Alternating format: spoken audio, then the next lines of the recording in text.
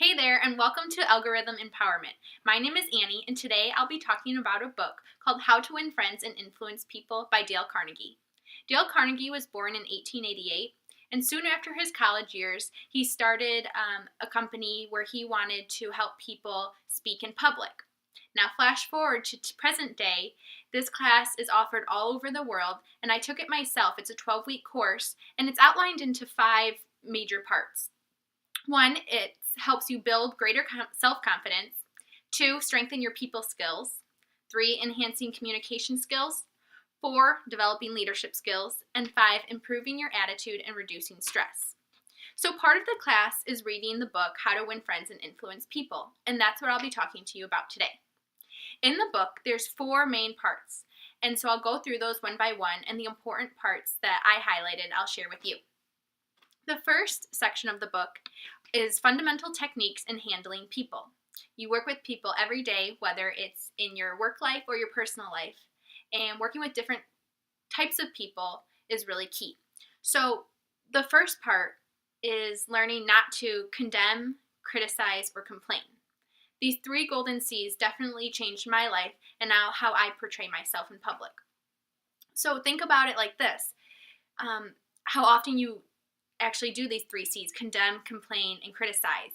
You might even complain about the weather every day. You might complain about the food that you're eating or something like that. But if you just change those little parts in your life and choose not to complain, criticize, or condemn, then you have a better outlook. Next, giving honest and sincere appreciation, showing people that you care, and if they're doing something for you, not only saying thank you, but maybe I appreciate you, or I appreciate it, or I appreciate you doing that for me. Next, arousing in the other person an eager want.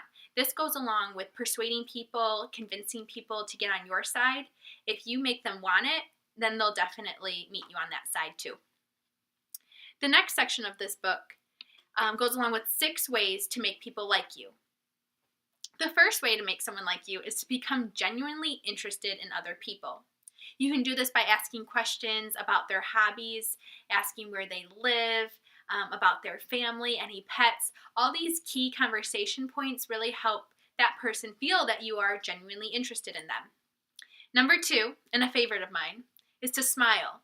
When you see someone smile, it's contagious, and you automatically smile back at them. And smile to a stranger. That could be a challenge for you, but it would definitely pay off. Part of this is controlling your thoughts, and Dale Carnegie says it isn't what you have or who you are, where you are, or what you are doing that makes you happy or unhappy. It is what you think about.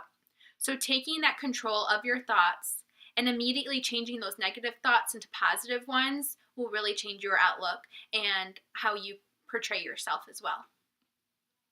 The next way to make people like you is to remember that a person's name is to that person the sweetest and most important sound in any language.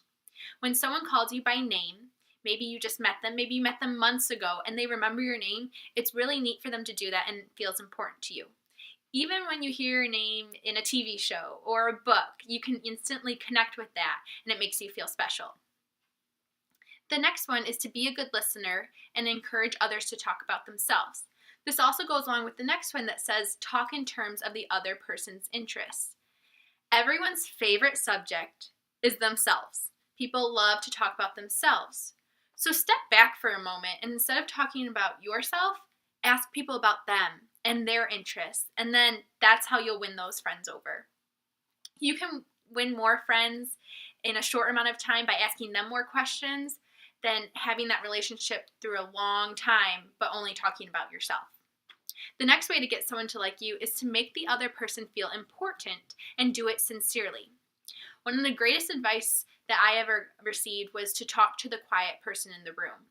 We've all been in those situations where we might be new to a group or something like that, and when you talk to the quiet person in the room, it really makes them feel welcome and important too. The third section of the book is how to win people to your way of thinking. This is something that everyone can improve upon. It's that way to persuade people and convince them to your way of thinking. The first way to do this is Dale Carnegie says that the only way to get the best of an argument is to avoid it.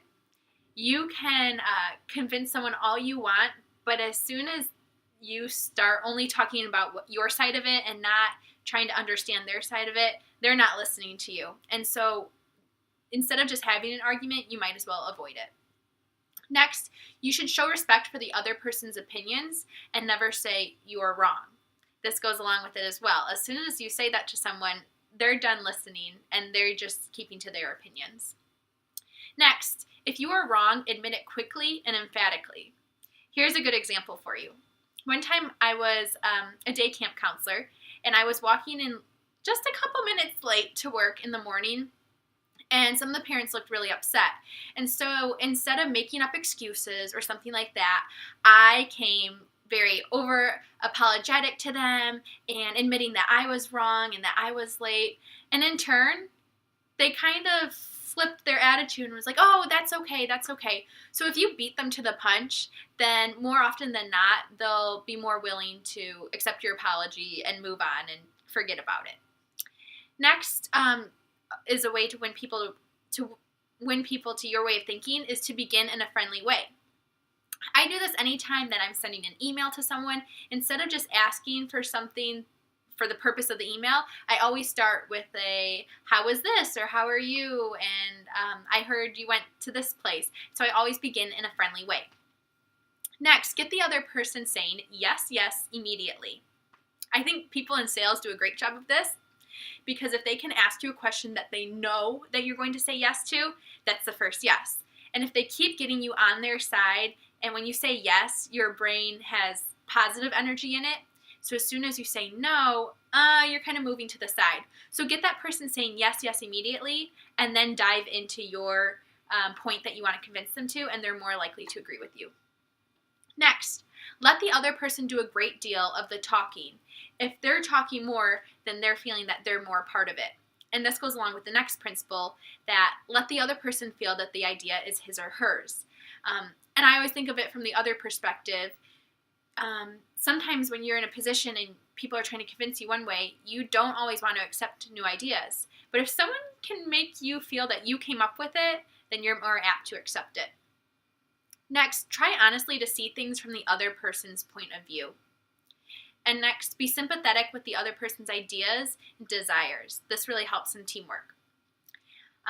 Next is to appeal to the nobler motives. That goes along with honesty.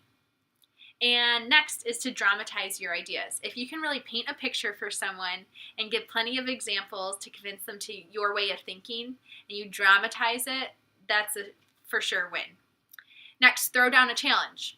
I'm a teacher right now in a 5th grade classroom. And the other day we were learning about the 13 colonies. And I challenged the students. I said, okay, does anyone think they could name all 13 colonies? And they did fairly well. And then I was just curious to see if they could name all 50 states. So I threw down this challenge to the class. I said, by Monday, and it was Thursday at the time, if someone can come in and they have all 50 states memorized, I'll do a cartwheel or something like that in the classroom. The next day, a student came in and she learned a song online to help her learn all 50 states. And she practiced for hours and hours. And so she thrived on that challenge. And a lot of your employees or coworkers will thrive on that as well. The last major section of how to win friends and influence people is about being a leader and how to change people without giving offense or arousing resentment. The first way to do this is to begin with praise and honest appreciation. I always think of this as a compliment sandwich. You might start off with something that someone did well, then in the middle of the sandwich, something that you want them to work on, and then at the end of the sandwich is another praise point. Next is to call attention to people's mistakes indirectly. And so instead of just calling someone out, do it more appropriately. A great way to disagree agreeably is this little technique that I learned in the Dale Carnegie class. You start with saying their name, and then you say, I hear what you're saying, and then you go on to an example, and finally saying your point of the opinion. The trouble with this is a lot of people always want to say, I hear what you're saying, but this is what I think. And changing that word but to and immediately flips that other person's train of thought, because when you say but, then they know that you're disagreeing and they back off. But if you say and, then they're still intrigued in what you're trying to convince them for. Next, talk about your own mistake before criticizing the other person. You can always give them examples. Oh, I've made that mistake before too. Here, let me help you. Next, ask questions instead of giving orders. On those personality tests online, I always come out as an ENTJ, meaning that I'm a commander, and I often command people of tasks. So this is something I work on. And instead of commanding people to do something, I try and say, you might consider this, or do you think this would work? Next is let the other person save face. This means when someone makes a mistake, instead of pointing it out maybe in front of a group of people, let them save face and maybe pull them aside later on. They'll definitely thank you for it later. Next is to praise the slightest improvement and praise every improvement. Be hearty in your approbation and lavish in your praise. People feed on praise and appreciation, so give it as much and as often as you can. Next, give the other person a fine reputation to live up to. People like to gossip, and oftentimes you hear things about people before you even meet them. Try and block out those gossip points and instead give that person a fine reputation to live up to. Next, use encouragement. Make the fault seem easy to correct. You can always give that same example of, oh, I've made this mistake before. And lastly, make the other person happy about doing the thing you suggest. That way, they'll always come back and be willing to help you later on. Now, those are the 4 points to the book, How to Win Friends and Influence People. I hope you enjoyed it, and thanks for watching, and keep giving her!